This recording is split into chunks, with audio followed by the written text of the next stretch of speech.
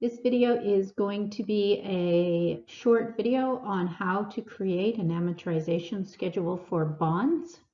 That's going to allow you to input information and come out with not only the present value or the price of the bond at different interest rates, but will allow you to see how much interest is on the loan and how much principal is being repaid at any given time.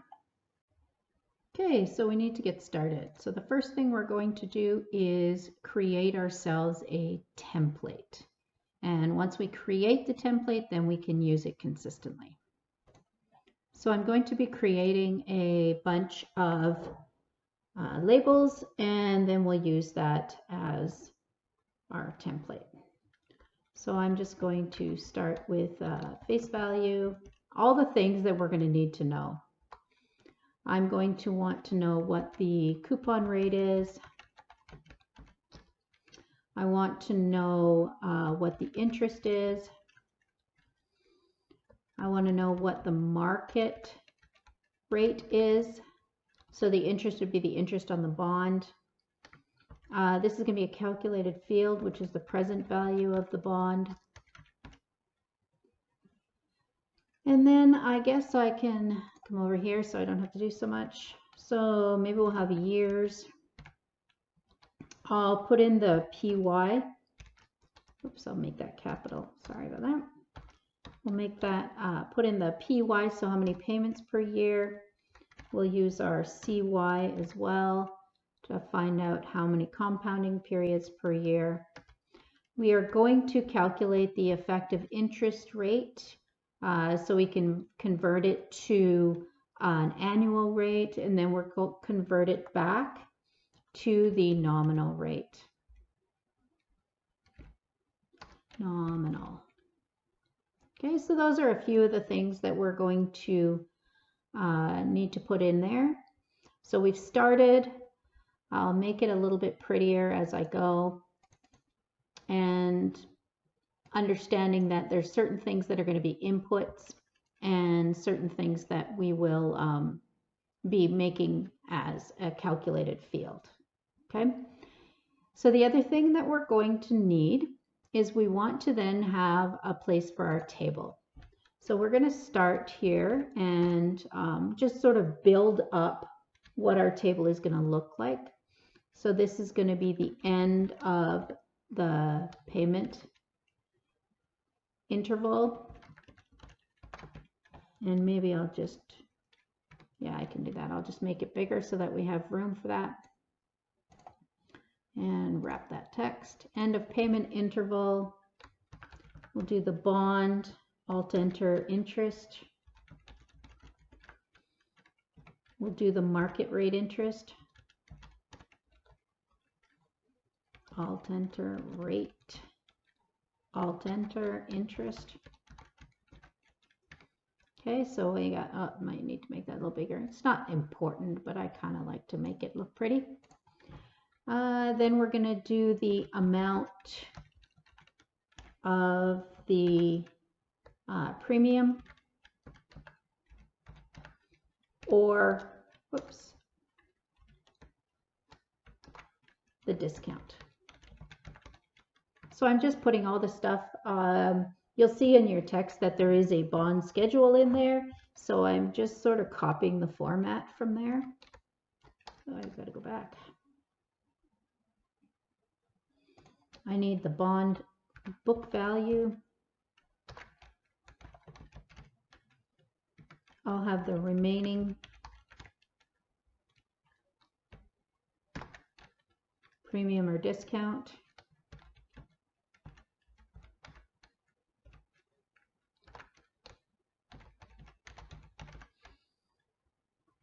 And I think we got our, we're good. I think we got everything we need. I'm just going to make my cells so that things fit. Nah, I want that one bigger.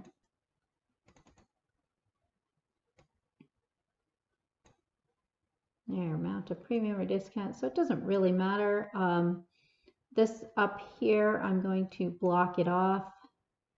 And I will probably just give it a nice shade so that we know what it's going to look like. And there's going to be a few that are going to be calculated out that we won't touch too much. So a couple of things is we'll create a formula for the effective and nominal rate. So I'll make that just sort of an orange. And we're also going to be calculating out the present value of the bond. Everything else that we have in here, I can change that color. And we're just going to have it so that it's somewhere, whoops, I don't even know what color to put. We're going to be entering values for. I don't know why I picked green, but who cares? Okay, so then everything else should automatically update. So we start creating our template. And once we've created our template, then we should be able to enter any information in there we want. And we'll go from there. Okay, so our next job is to create some formulas, but I'm going to put some numbers in there just to get started on this. So let's say the face value of our bond is $16,000. I'm also going to fix up some of the formatting in here as well. So 16,000. The coupon rate is 7.8%. Dollar sign, that's not a percent. The interest will be calculated. I guess I should have made that that little weird color. The interest will be calculated. We'll make a calculated field in there. The market rate we're going to say is 5.3%. The present value of the bond, we'll create one. Number of years, we'll make it 10. And this one, the payments per year is 2, and the CY, or compounding per year, is 2. Okay, so right now we're going to start with our bond interest. Our bond interest is going to equal PRT, right? So I equals PRT, so that equals our face value times our coupon rate. I don't like it when it does that, which is, so it's B2,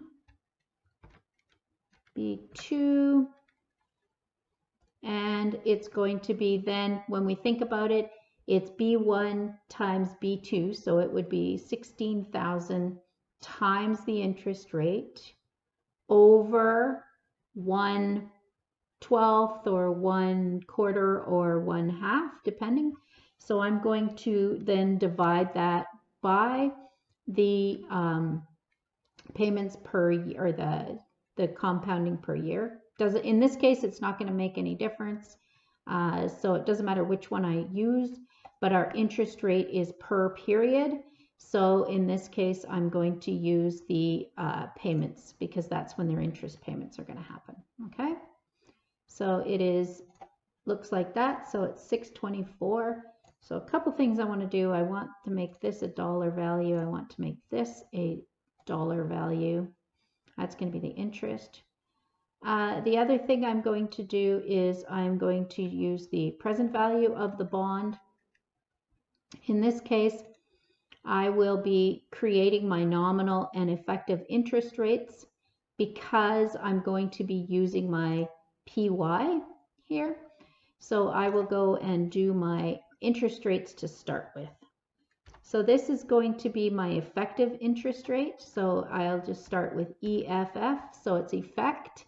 So in that it says effect returns the effective annual interest rate. So we're converting it. In this case, it's not going to make much difference, because our conversion periods is the same as our payment periods, but we're going to get questions that they're not. So we want to ensure that we can do that. Okay, so I'll push tab. And if I go into my FX button up here, it shows my nominal rate. Okay, so I'm going to choose my nominal rate right up here, which is my coupon rate. Okay, so that's my coupon rate, and I don't have to do it absolute cell referencing, because it's not going to make that much of a difference right now. And this one says NPERY is the number of compounding periods per year. Okay, so the number of compounding periods per year is 2. So that's my CY, compounding, so CY. Okay, so then I'll say okay, and it's come back and told me that this is my effective rate. And my effective rate is going to be 0.7925. And we're just going to pause for just a second here. Oh, sorry. The only thing I did that is wrong here is that I used the wrong interest rate. Okay, so I used the wrong interest rate. My interest rate is not the coupon rate. See how I did that? My interest rate is the market rate, right? We're looking for, when we're dealing with the present value of the bond, we're looking for the market rate, which is B4 in my case, not the coupon rate. Remember, the coupon rate is only for the bond interest. Okay, so I have B4 and D3 is my number of compoundings. I'll say okay. So I'm going to change that to a percent with a couple of decimals. Okay, I like decimals. And now that we have the effective rate, which makes sense because I got a number that was way off and I didn't want that number because it wasn't close to my 5.3, but now it's pretty close.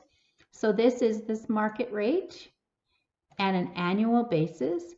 And now we're going to convert it back to a nominal rate using our PY. So that when these change, that will be our market rate interest that we'll put down there, okay? So this is equals, and this time we're going to be nominal. Okay, so we have nominal, returns the annual nominal interest rate. So I'll push tab on that one. I'll go into my FX button. And it says, what is my effective rate? Okay, so my effective rate is going to be the effective rate that I have, which is D4. And then it says, what is the number of compounding periods per year that I want? I want it to be my PY, okay? I want it to match my payment intervals. So then I will say, okay. And I will change that to a percent style with 2 decimals in that. And what that allows me to do is to create an effective rate and a nominal rate, okay, that I'm going to be using in my formulas. So the present value of the bond equals present value, push tab, and in that it says, what is our rate? Well, in this case, my rate is going to be my nominal rate here, right, which is my nominal rate. And that one is going to be divided by my payments, okay, my PY. And that's because I've converted it so it's going to match my payment schedule, okay, in this case. The number of periods per year is going to be the years times my PY. The payment itself, we are not going to worry, oh yes, we are going to worry about it. Our payment rate here is going to be our interest here. So the amount of interest, because we want the present value of the bond, okay? And our future value is going to be our face value up here, okay? So what we want is we're looking for what the book value of that bond is. So I'm going to put the payment in as a negative, and I'll put the future value in as negative. Whoops. And then when I get my answer, we will see that we have the present value of the bond, okay? So the present value of the bond is going to be 19,074. So now we've got this all figured out. We enter the stuff in the green and everything else should calculate for us or will calculate for us. And then we're going to build our table. So now we're going to build the amortization table. I'm going to change one thing so I don't have to do 10 years. Maybe I'll just change this to 5 years. And then we can see what's going on. That's 16,000. That's good face value. Doesn't change much else. So I just didn't want to keep going down for 20 periods. So we're going to say at the end of the, I'm going to put a few, I don't know that we need that to be up there. I think it's fine. So payment interval 1, 0, 1, 2, etc. Oops, not 20. And I'll just take those 3 and they'll fill down for a bit. I'll just drag down until it gets to, I don't know, I'll put it down to there. Because this is going to depend upon the size of your number of years, is going to depend upon how many periods you have. But basically, if we go across here, we're going to be talking about our book value.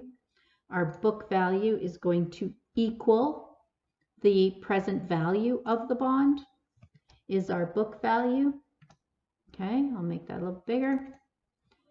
And now, if we look at our remaining discount or our premium, so this is going to be the difference between the face value and the book value.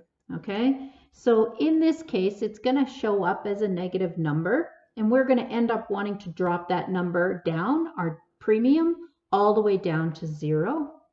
Okay, so that equals the face value of the bond. So we're starting with it. It equals the face value of the bond minus the book value. Okay, so we're just going to start and create that first one. So we can say that the discount, the remaining discount on that bond, or this is actually a premium because it's more. So they paid $1,736.92 more for the bond than the face value is worth. And our goal in the end is to make it 0. Okay, so the book value equals the face value. So in our bond interest, our first one here, this is going to equal the absolute cell reference of our interest. It's not going to change.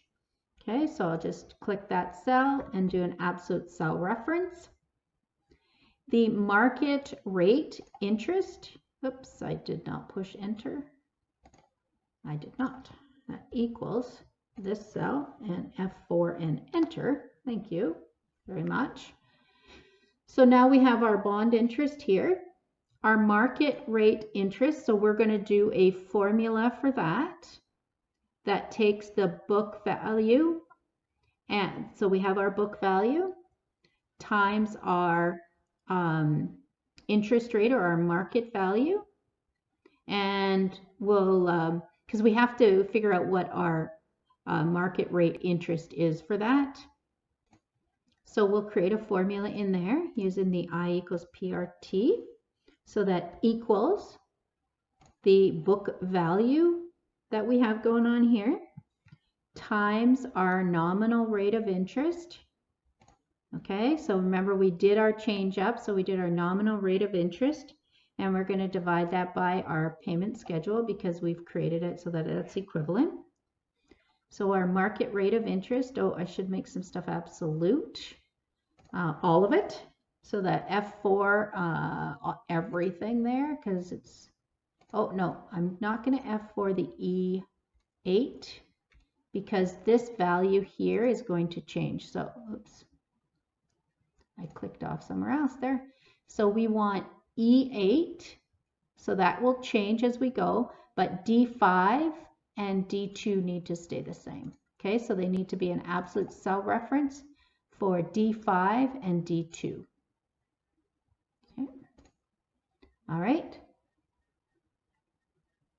So we got our market rate and our amortization or premium discount. Okay, so the change in our the amount of premium or discount in this one period equals our market rate interest minus the bond interest. Okay, so we end up with a negative number, which is okay because we're trying to drop it down. This value will end up going up, and this value, book value, will end up going down, and the remaining discount will go back up. Not sure why that didn't turn red like this one did, but we'll fix it. Okay, so our discount is the difference between the market rate interest and the bond interest. Our book value equals, and when we look at our book value, we're going to take our book value and we're going to add the amount of our discount. Okay, so we're adding our discount, and this is going to cause it to go down. Our book value goes down a little bit because we've amortized it just a little bit more. Okay, so the remaining premium on the discount is going to equal the difference here, and we have to bring that back up. So we're adding, so our formula in here equals the remaining discount plus our amortization premium on our amortization discount. Okay, and hopefully that does what we want it to do. Oops, I meant minus. We want F8 minus D9. Let's double check that that works. Yeah, because we want this discount to go all the way down to 0. And this is a negative value. Okay, so we have, this is a negative. I don't know why they're not red. Okay, that helps. Okay, so we want this value, our remaining discount, to go down to 0. Our book value eventually is going to get to 1,600. We have our market rate interest and our bond interest. So I think we're ready to fill. Just have to make sure. But sometimes I fill a little early and then I'm like, oh dear, I shouldn't have done that. So this is 5 years, so we should be good. Okay. So the difference here is that we can see that we had a book value of $17,736 for a $16,000 bond. So they paid a premium, and the discount on that, or the premium actually, was $1,736. In the end, the book value ends up being $16,000, and our value remaining of our discount or premium is 0. Now this is going to come in handy for accounting as well. So we've just created the table. Now we could then sum up. So if you just add those guys up, you can find out what the sum is. It's down the bottom to find out how much interest was paid, etc. So I think that's it. I don't think I missed anything in there. So if you wanted to just change it around into any of the questions you've done, you should be able to do that, and it should work just perfectly.